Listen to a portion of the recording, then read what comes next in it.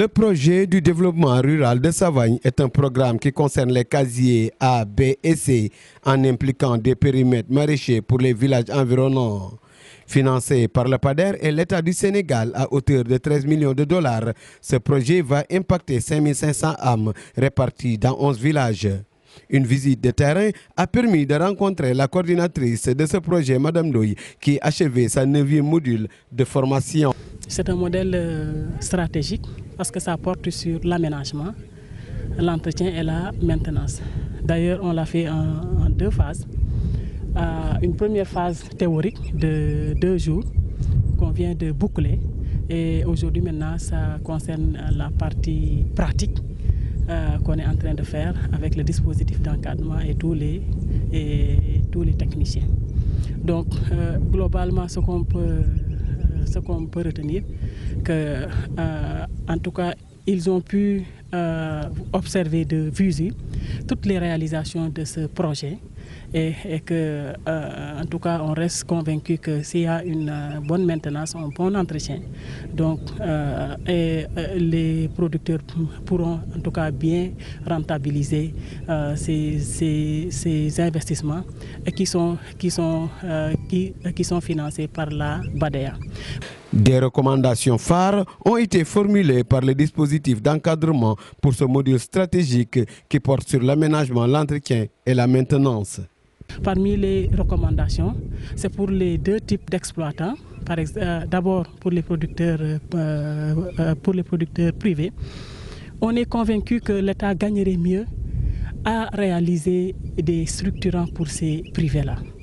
C'est-à-dire faire de telle sorte que, en tout cas, l'irrigation soit assurée, accessible, le drainage aussi soit assuré pour ces producteurs privés et réaliser des pistes d'accès, je pense que permettrait d'améliorer les conditions d'exploitation de ces privés-là qui portent essentiellement la mise en valeur ici au niveau de la délégation de Dagana.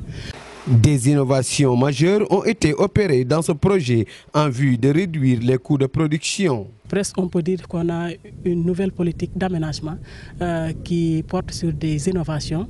Je veux citer les canaux maçonnés, bétonnés, qui permettent de mieux gérer l'eau, réduire les factures d'électricité et donc ce qui veut dire que donc réduire drastiquement les coûts de production qui va permettre aux producteurs aussi d'avoir plus de marges intéressantes. Au-delà de ces innovations, les contrats de performance et de culture demeurent stratégiques pour le rayonnement du dit projet. Autre recommandation extrêmement importante, c'est de pouvoir parachever le processus des contrats de performance. De la même manière que la SAED s'engage vis-à-vis de l'État à travers une lettre de mission, il faudrait qu'on réactualise les contrats de concession aussi pour que l'Union aussi puisse s'engager vis-à-vis de la SAED à travers un contrat de concession dont la durée doit être aussi doit être en phase avec la durée de notre lettre de mission qui est maintenant de 5 ans. Et maintenant, l'autre étape finale extrêmement importante qui concerne l'acteur principal, c'est qu'aussi il faut qu'il y ait un contrat de culture entre l'Union et les GIE, c'est-à-dire les exploitants. C'est ce qui va nous permettre de parachever le système de contrat de performance. SAED État à travers une lettre de mission, Union SAED à travers des contrats de concession, GIE Union à travers des contrats de culture, et ce qui va nous permettre d'avoir plus de visibilité par rapport aux objectifs de mise en valeur et ce qui va nous permettre aussi d'avoir en tout cas des objectifs réalistes, réalisables dans le temps et maintenant ça va permettre à tous les acteurs de s'engager à travers des contrats de performance. Le suivi-évaluation permettra de mieux entretenir la vue de ce projet. Autre élément extrêmement important, c'est le suivi et l'évaluation aussi de ces contrats de performance aussi. Il faut que le dispositif d'appui conseil puisse disposer vraiment des contrats de concession, mais aussi des contrats de culture. Et maintenant, ça va faciliter le suivi, l'évaluation et les réorientations au cours de ces 5 ans sur lesquels la lettre de mission sera adossée, de même que les contrats de concession et les contrats de culture.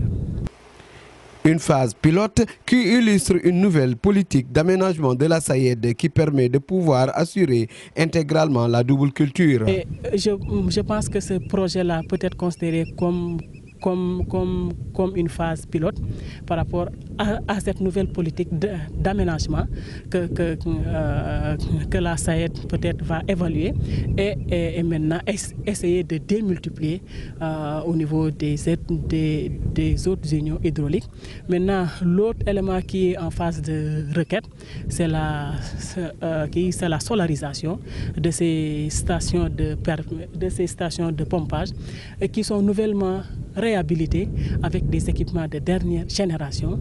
Et on pense qu'avec tous ces investissements aussi, je lance un appel solennel aux exploitants de Sawagne, donc qui ont des investissements de dernière génération, et donc c'est à eux de faire vraiment preuve de responsabilité et en assurant la double culture intégrale, systématique, en tout cas dans ce nouveau casier. Un projet de 400 hectares répartis de manière élargie avec une panoplie d'accompagnement socio-technique. Le projet globalement tourne autour de 400 hectares. C'est 394 hectares, dont 14 hectares de périmètre maraîcher pour les femmes et 46 hectares d'extension aussi pour ce qui concerne le casier C. Donc c'est ça l'aménagement total. Et donc avec des mesures d'accompagnement aussi que j'ai citées la fois passée, notamment les magasins de stockage, il y a des tracteurs, il y a des moissonneuses batteuses, il y a aussi l'électrification rurale, l'adduction en eau potable et les pistes aussi. Donc en tout cas, il y a une panoplie de mesures d'accompagnement pour leur permettre d'être beaucoup plus performants, en tout cas au niveau de l'aménagement. Un projet innovant qui a fini de transformer agréablement la zone de Sawagne qui se relève de ses difficultés antérieures et espère jouer un rôle déterminant dans le secteur agro-sylvopastoral. Ainsi, l'implication à grande échelle des populations locales constitue un élément fondamental pour activer de manière pratique la politique de la souveraineté alimentaire dans cette partie du Waalo.